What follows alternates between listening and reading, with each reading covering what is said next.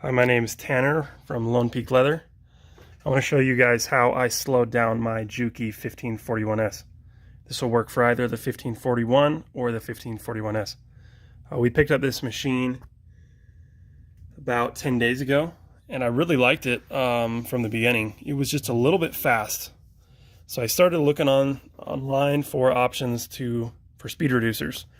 And I saw the big pulleys you can mount underneath your table, or the box reducers that mount above your motor.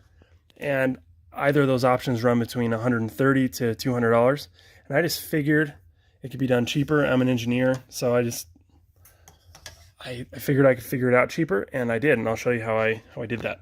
So I found this large 10¼ inch hand wheel or pulley, V-belt pulley, on Amazon for 21 bucks.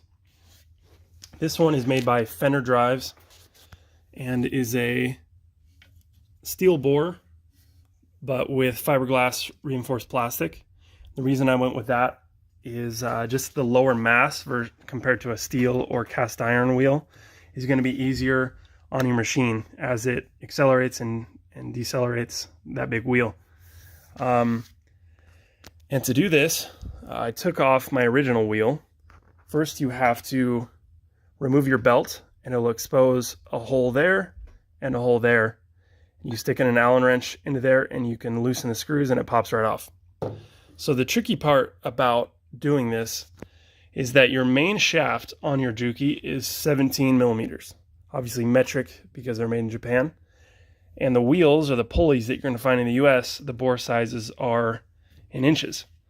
So I went with a 5/8 bore size, which is 0.625, and keep in mind 17 millimeters is about 0.67 inches. And so I had to drill it out larger to get it to fit on the shaft.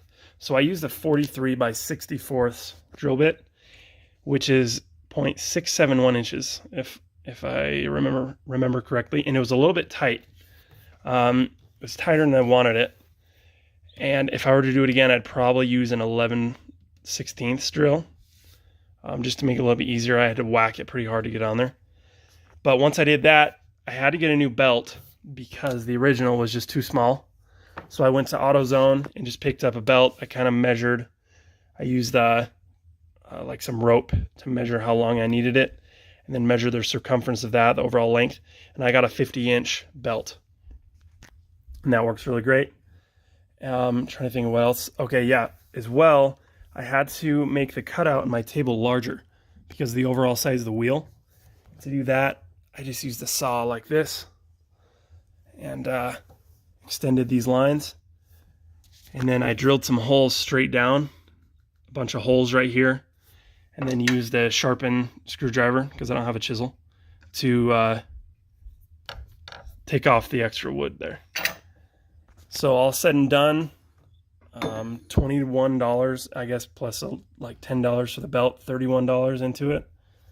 I'm really happy with the way it works. So I'll show you here. This is two pieces of about 4-ounce leather. So it can be really slow like that, lots of control, or faster if you want it. Obviously, if your motor has a speed control, which most do, you have even more options as far as speed. And to show you with some, this is probably a piece of 6 and a piece of 8-ounce veg tin. It's about a 1/4 inch total. Does a really good job punching through that. A lot easier to work with. So hopefully this helps someone out there. I really like it. Hopefully it works for you guys. Thanks.